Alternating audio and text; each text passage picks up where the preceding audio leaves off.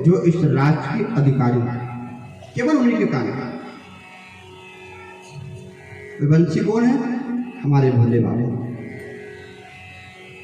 बंसी का उल्टा करेंगे तो क्या होगा? शिव। आपको पता है भागवत के अंदर एक वेणु गीत आता है, और वेणु गीत में गोपियां बंसी को गालियां देती हैं। क्यों? क्योंकि भगवान जितना अधिक प्रेम अपनी बंसी से करते हैं ना, गोपियों को लगता है उतना प्रेम हमसे नहीं करते। गोपियां बंसी को अपना स्वतंत्र मानती हैं कि किस प्रकार से हमारे कन्हैया उस बंसी को अपने कमर में रखते हैं, पेट में फंसा करके रखते हैं। किस प्रकार से जब रात्रि होती है ना, तो बंसी को भगवान अपने हाथों का तकिया बना करके उसके ऊपर चलाते हैं। सदैव ठाकुर जी के अधरों पर रखी रहती है, सदैव ठाकुर जी के साथ रहती है। ये बंसी ने हमारी स्वतन है। इसी बंसी ने हमको ठाकुर जी से दूर कर रखा है। अगर मौका मिले ना तो बंसी चुरा लेना, ताकि ठाकुर जी का ध्यान हमारी तरफ है। नित्य गालियां देती है, लेकिन बंसी तो भोले बाबा है ना। राम अवतार में हनुमान जी महाराज ने खूब सेवा किया राम जी की। तो एक दिन राम जी बोले, बाबा अगली बार जब हम आए ना, हम आपकी सेवा करेंगे। इस बार आपने बहुत सेवा की। तो वही बंसी भोले बाबा बन करके आए। इसलिए मेरे ठाकुर जी बंसी की नित्य सेवा करते हैं, नित्य प्रेम करते हैं। गोपियां गालियां देती हैं, लेकिन आज भगवान कह रहे हैं, बाबा अपनी तान उन गोपियों के कान में डालना जो इस राष्ट्र के अधिकारी हैं। बंसी बजे। सुखदेव बाबा चित्रण करते हैं कि सास बहू आपस में बात कर रही हैं, लेकिन बंसी बजी, सास के कान में आवाज नहीं गई, बहू के कान में आवाज गई और भाग खड़ी हुई। सबका अलग अलग चित्रण।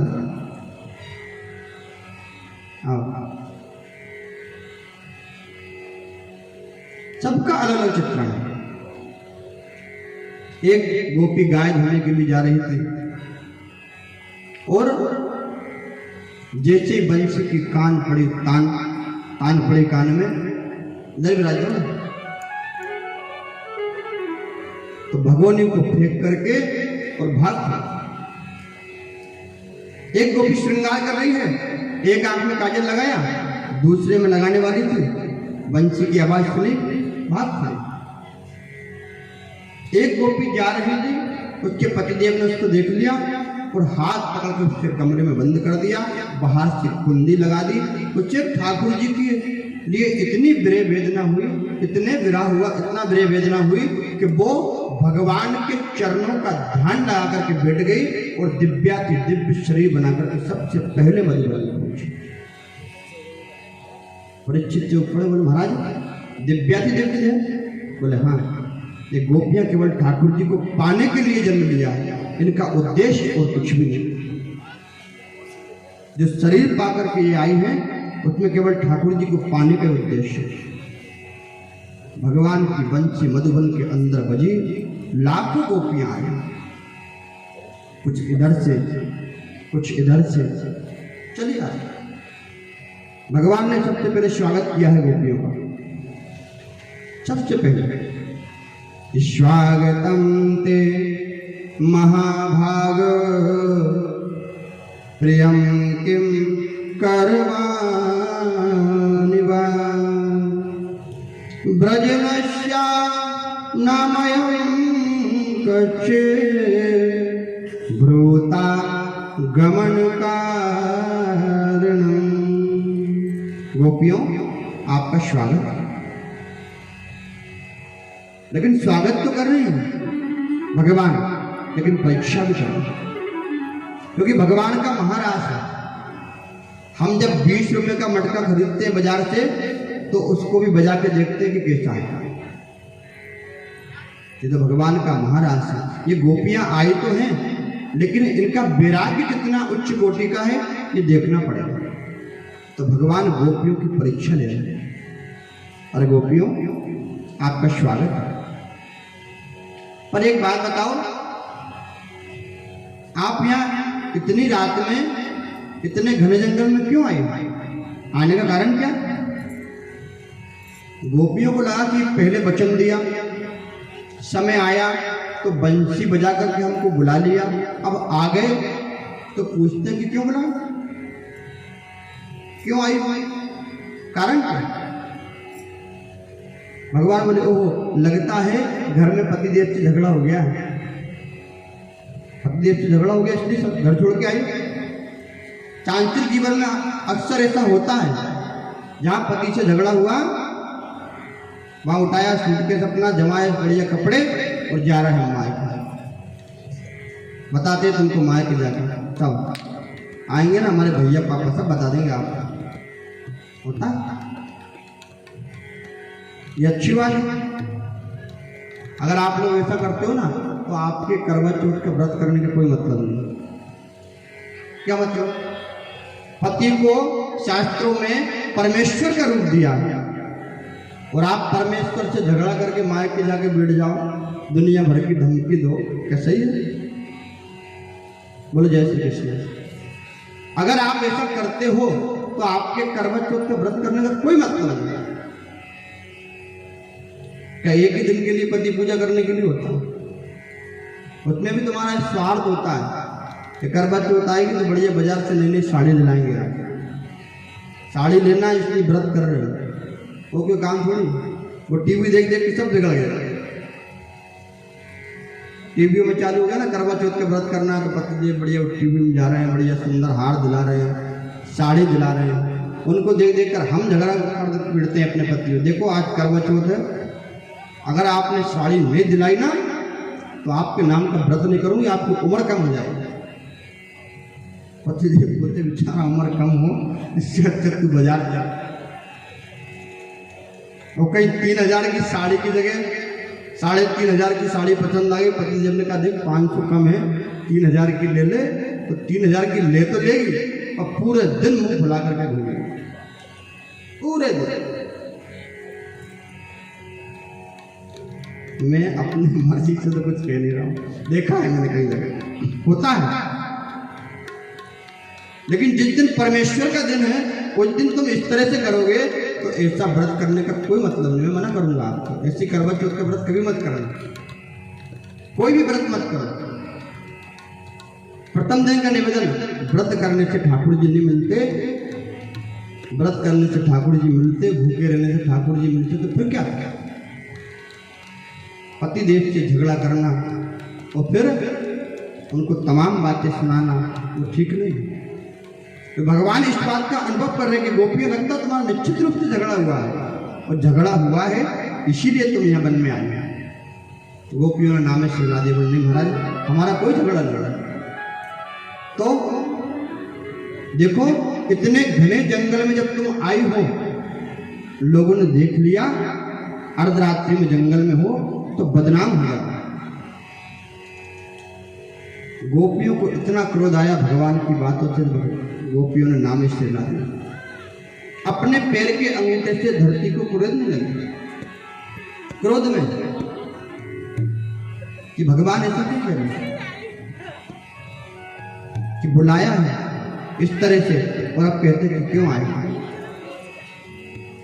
भगवान से प्रश्न करती गोपी सरकार हम चले जाएंगे, बिल्कुल चले जाएंगे, लेकिन हमारे एक प्रश्न का उत्तर दो। क्या? बोला हमारा प्रश्न ये है कि एक पतिव्रता स्त्री अपने पति का नित्य पूजन करती थी, नित्य उनको मानती थी, नित्य उनके चरणों का स्पर्श करती थी। लेकिन एक दिन पतिदेव को किसी कार्य के लिए घर से बाहर जाना पड़ा, दूसरे गांव जाना पड़ा, बेचारी विकल होकर रोने लगी। अपने पतिदेव से कहने लगी महाराज मैं आपके बिना नहीं रह सकती, मैं आपकी नित्य पूजा करती हूँ, नित्य आपको मानती हूँ और आप इस तरह से बाहर जा रहे हैं, मैं कैसे रहूँगा। तो पतिदेव ने कहा देवी हमारा फोटो रख लो, इस फोटो की पूजन करना, जब तक हम लौट करके नहीं आए तब तक इसी फोटो की पूजन करना। पतिदेव चले गए।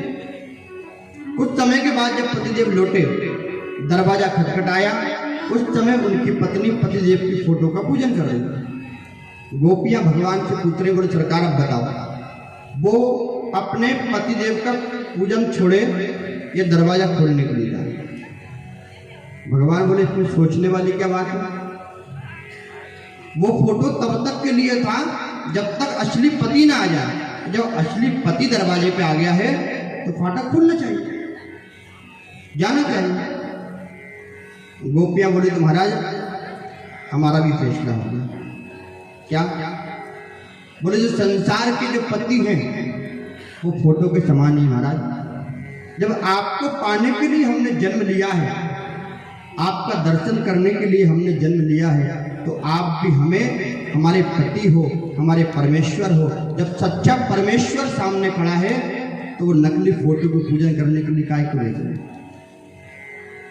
ऐसे भर को क्यों भरे जो जन्मे और मर जाए, बर बरिए गोपाल जो जासे चुड़ लो अमल हो जाए। वो सब संसार के जितने भी पति महाराज फोटो हमने जाए। कितना सुंदर भाव है गोपियों का। यही भाव हमारा, यही प्रेम हमारा। ये कथा आपसे कुछ नहीं मांगती साहब। आप हर बार मेरी कथा सुनते हो, आप मुझसे पृथक नहीं हो, मैं आपसे पृथक नहीं हूं। आप ठाकुर जी की कथा हर बार सुनते हो। कभी मैंने आपसे कहा कि आपको बड़ी बड़ी तपस्या करना है, कि आपको बड़े बड़े यज्ञ करना है? कभी कहा? हमेशा यही कहा कि कथा आपको प्रेम और भाव सिखाती है, और यही प्रेम और भाव लेकर के अपने घर जाया। 7 दिन की कथा में 2 मिनट का भी प्रसंग यदि आपने अपने जीवन में उतार लिया तो मेरा कहना सार्थक हो जाएगा और आपका सुनना सार्थक हो जाएगा। ठाकुर जी ना आपसे धन मांगते हैं, ना आपका शरीर मांगते हैं, ना आपका व्यापार मांगते हैं, ना आपका घर मांगते हैं। ठाकुर जी चाहते हैं कि तुम्हारे हृदय भवन में एक भाव और प्रेम से उनको धारण करें। केवल ठाकुर जी इतना चाहते, ये भाव प्रेम होना चाहिए। मंदिरों में जाते हैं, मांगते हैं। मेरा मानना है मांगना बुरी बात नहीं है। बच्चे ठाकुर जी से कुछ छुपा नहीं है, मांगना बुरी बात नहीं है, मांगो।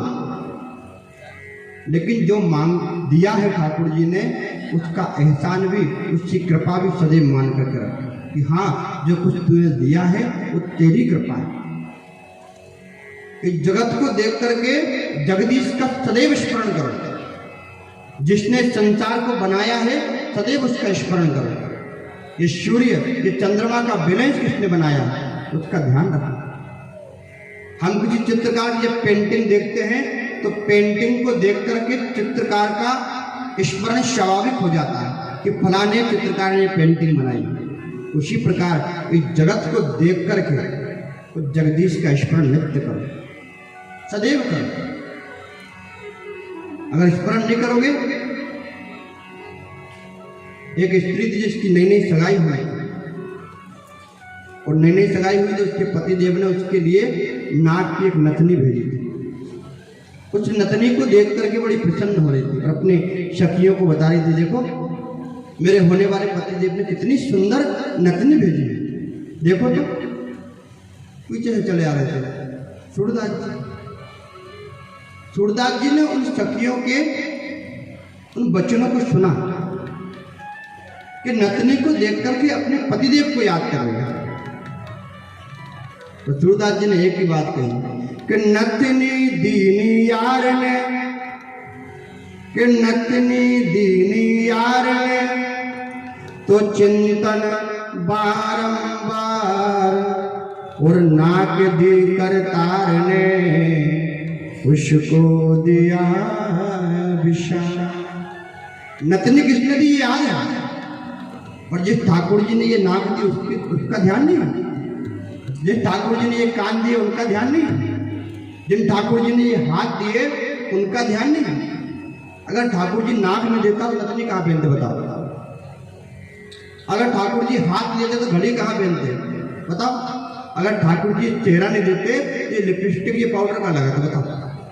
कहाँ लगाते? लिपस्टिक किसने दिलाई, पाउडर किसने दिलाया, कपड़े किसने दिलाए, ये तो याद है, पर ये शरीर किसने दिया उसकी याद नहीं, उसका धन्यवाद नहीं दिया। मांगते हैं, मांगते रहो, पर उसकी कृपा को नहीं मानना। मांगेंगे जरूर पर मानेंगे नहीं। अभी 3 दिन पहले शिवरात्रि थी ना, ठीक है नहीं, आप सब लोग पूजन करने के लिए गए, तो 3 दिन पहले रात्रि में अभिषेक होता है। हम लोग भी बैठे हुए थे, कुछ लोगों ने कहा मनीष भैया एक बात बताओ, क्या बोला, शिवरात्रि की बहुत भीड़ थी मंदिर में। वो तो है, शिवरात्रि में भीड़ नहीं रहे। बोले जो कुंवारी लड़कियाँ आती है, जो नई नई बहनें आती हैं, वो तो भगवान शिवरात्रि के दिन भगवान भोलेनाथ का पूजन करके अच्छा पति मिले ऐसा वरदान मांग गई। मैंने कहा हाँ अच्छी बात, भोलेनाथ के पूजन करने से अच्छा पति मिलता है। तो बोले वो तो ठीक है, लेकिन जिनकी शादी हो चुकी थी वो भगवान से क्या मांगने आए? प्रश्न गंभीर है, क्या मांगा उन्होंने? भाव आया, मैं कहा ये वो मांगने गई थी कि हे ठाकुर जी, मैंने तुमसे क्या मांगा था और तुमने हमें क्या दिया? मानो भगवान भोलेनाथ कहना चाहते कि 1.25 रुपये के प्रसाद में ऐसे ही मिलेगा। प्रसाद बढ़ा के चढ़ाते, भाव भक्ति अच्छी होती तो अच्छा मिलेगा। मांगना तो है पर ठाकुर जी का एहसान नहीं मांगना। मांगना बुरी बात नहीं है, मांगते रहो। ठाकुर जी का काम है देना, तुम्हारा काम है भक्ति करके मांगना। बिल्कुल मांगो, लेकिन ठाकुर जी का बारंबार धन्यवाद। गोपियों ने जब ये कहा सरकार कि संसार के पति फोटो के समान है, साक्षात परमेश्वर सामने खड़े हैं, तो हम तो आपकी पूजन करने के लिए आए। भगवान प्रसन्न हुए। गोपियों के साथ भगवान जैसे राजमंडल में पहुंचे, कामदेव आ गए। भगवान ने कहा कामदेव तुम्हारा यह क्या काम है? बोले सरकार एक बार भगवान शिव की तपस्या भंग करने के लिए गया था, गलती मेरी थी क्योंकि वो तपस्या में थे, मैं भस्म हो गया। रामावतार में भी जब आप आए तो आपने एक पत्नी व्रत का धर्म का पालन किया। आपने कभी मन में भी दूसरी स्त्री का ख्वाब नहीं देखा, इसलिए मैं भी आपको हरा नहीं पाया।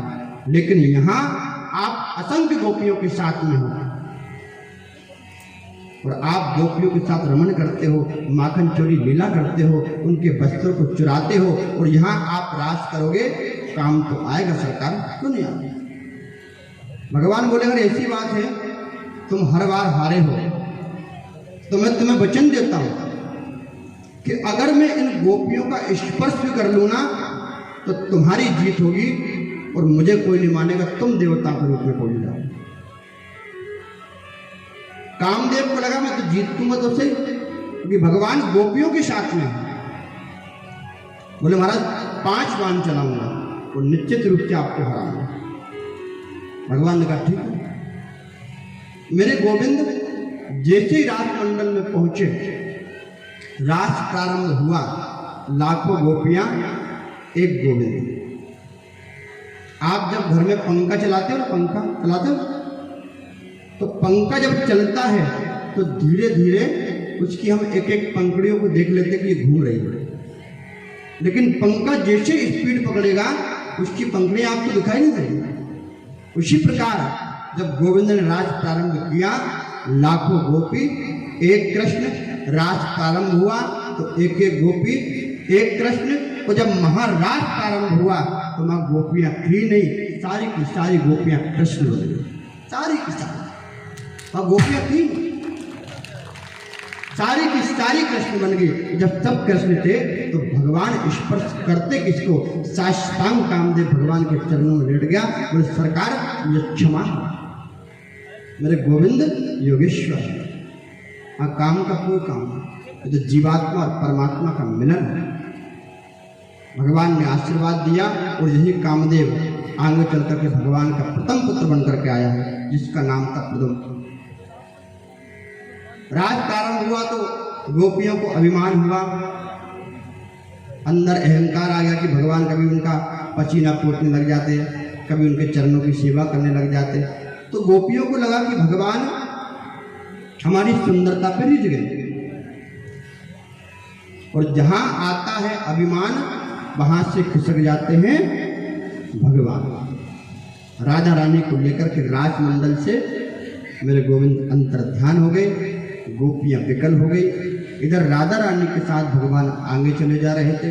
राधा रानी को अभी तक था मान, प्रेम में मान का स्थान है, अभिमान का कोई स्थान नहीं।